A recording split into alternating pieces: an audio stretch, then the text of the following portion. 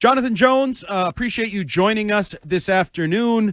Now that the dust has settled from, I'm assuming, what was sort of a painful loss on Saturday, just where did that leave you feeling with one game to go on what has been a difficult season? Yeah, it was tough, especially coming off of, how hard we fought going out to Buffalo and competing with those guys and thinking that we had picked up some momentum and then, coming out, obviously on Saturday and not even coming anywhere close to looking like the same team. So it was definitely tough. John, we've talked to you about leadership, and you're not necessarily a vocal leader all the time. But I think it was Drake May talked about you addressed the team post-game. Was that true? Why'd you feel the need to say that? And sort of what was your message? So I just kind of spoke, to the team, was just saying, those were two quality playoff teams that we had played the two previous weeks. And just you look at the results of them, the answer is obviously us. We went out to Buffalo, like I said, and fought hard. And I felt like, we were on it. We knew what to do. And then you come out the next week and just kind of, don't show up, in no area of the game. And so just kind of telling the team, that's the NFL. And every week they're good quality teams. I don't know if, we kind of understood, how the Chargers are going to come out and just kind of implications of what that game meant for them and, how hard they were going to come out. Jonathan, I want to ask you about Ladd McConkey's 40-yard touchdown catch in the third quarter. You were in coverage there, but it looked to me from the outside view that you might have been expecting safety help on that play. Was that the case? Was there a miscommunication there in the defensive backfield or no? I wouldn't say a miscommunication. I just think, a certain call that we called to an adjustment that we made. I kind of looked at it a little bit different. It's something we talked about today.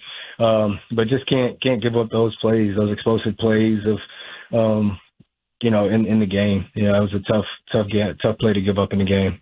Sure, and I want to follow up on that because there's been a few instances this year, whether it was that play, DK Metcalf's 56-yard touchdown, Deebo Samuel had the 53-yard deep catch, of course, Cooper Kupp's 69-yard touchdown. So there's been some times you guys have given up explosive touchdown plays or deep catches.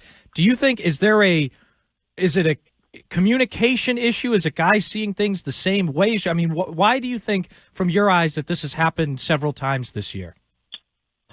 No, I think two of those were kind of on blitz plays that, they offense schemed up a good job of being able to get protection at the same time while we're trying to blitz. So I think there's a plethora of things, whether it be, a good play call on them with the defense that we're in or, us just not making plays. And so I think the combination of those two things has just led to those, plays in the season. Is it safe to say you left that matchup with some respect for Ladd McConkey? He had a pretty impressive day for any receiver, never mind a rookie.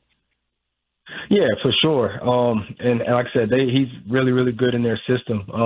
I kind of take it back to the Los Angeles game of, their offensive coordinator did a great job of, finding scheming ways of getting him open, and he's a productive player. You can tell that him and the quarterback have very, very good chemistry.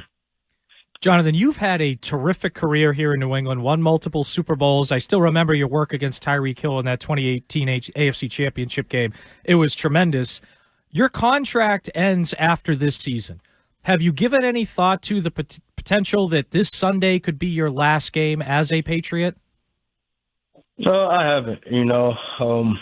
Coaches always says, that every game could be your last, and that's just how you have to approach football. You see it's a tough game.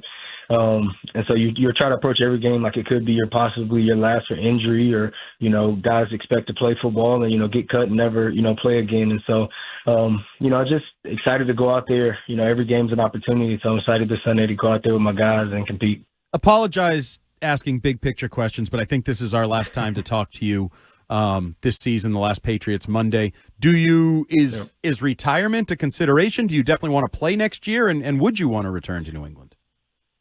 Definitely want to play next year. I think, we'll finish out Sunday and, the off season will come around and you have to have some time. I always remember as a younger player, Coach Belichick would always say, hey, don't make any hasty decisions on retirement. As you're younger, those things don't really, aren't applicable to you. And as you get older, you kind of understand what he means. Don't make any rash decisions, just take time and just let it all pan out. And so, that's what I plan to do is just, get through Sunday, get some time with the family in the off season, tend to some things, and then I still want to play football. And so what my future holds, we'll see. So as I mentioned before, you've won multiple Super Bowls here. You've been here a long time, and you're one of the few guys, Jonathan, that you are still here and know what that championship standard looks like from those dynasty years. From your perspective as someone that has now been here throughout the Gerard Mayo, Drake May era this season, do you feel like they are on track to getting things back to that championship standard? Are you confident that over time, I'm not saying by tomorrow, but over time they'll be able to turn this around?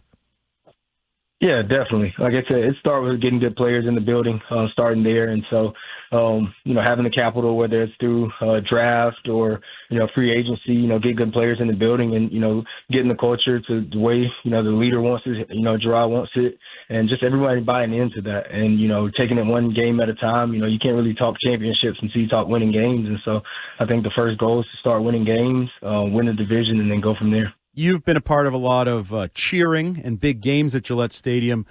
Yesterday, we sort of saw and heard the opposite end of that with Fire Mayo chants, booing from the home crowd.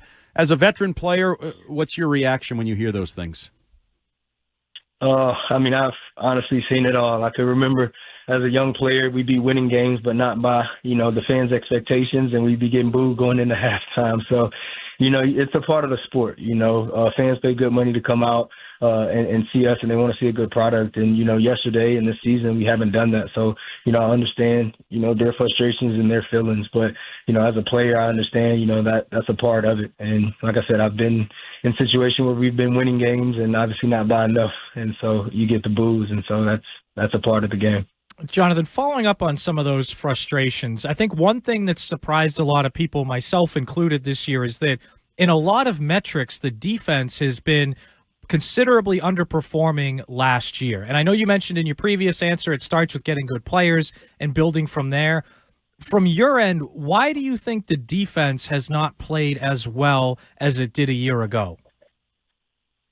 A lot of reasons, if I'm being honest. It's not the same defense. It's not the same players. It's not the same guys, that are out there. It's just not. And so, new coordinator, new everything. And so, to compare this year to last year is kind of not fair to this year's team because it's a completely different defense, complete different team. I think we try to do a lot of the similar things that we've done in the past. But obviously, with the new coordinator, you're always going to get their new spin on it. And so I think just building on what this year is and seeing the areas of improvement and going from there will be big. But it's kind of hard to, compare teams, from previous years to this year's team. John, in our business, people talk about draft picks and number one picks and tanking and things of that nature. People are talking about that quite honestly this week because right now the franchise holds the number one pick and a loss is needed to secure that. Do you find that type of discussion disrespectful, offensive? Like, what's your reaction to people wanting you guys to maybe lose on Sunday? No, I understand, their wants for it, but, the guys out there are competitors. You're not going to talk a true competitor into losing for any reason. So, I understand, like you said, from a fan or media perspective of, wanting to lose and, go for the future. But, when you roll the ball out there and you have competitors out there, there's no way you're going to get guys to want to lose. So speaking of top picks, you guys obviously took Drake May 3rd overall, and he's been starting since the Houston game this season. Jonathan, you've played with 5 different quarterbacks, including him, all the way back to Tom Brady, of course, and then into Cam Newton, Mac Jones, Bailey Zappi, now May. How would you assess May's development as a defensive player? Do you feel like he's on the track to be one of the better quarterbacks in the league? Is there certain things you think he needs to continue to work on? Where do you think he's at in your eyes? No, he's building. Like I said, I've always said I love his confidence. I think it starts there. It's just having the confidence that you can go out and make any play and make every play, and he tries to do that. And so as he gains experience, there's nothing like experience in this league or in anything. And so as he continues to gain experiences and he's seeing the same thing multiple times, he's going to do nothing but get better. And so he has all the attributes you want. He can make all the throws. He's athletic. He's going to be really, really good in this league. He's just going to continue to grow. Patriots cornerback Jonathan Jones, I want to thank you, not just joining us today, but joining us all season. I know it hasn't always been easy to answer these questions coming off losses and poor performances, but you've done it like a true professional. So I wish you luck on Sunday and with whatever the future brings for you. Oh man, thank you guys for having me. It's been a tough year, but it's been fun.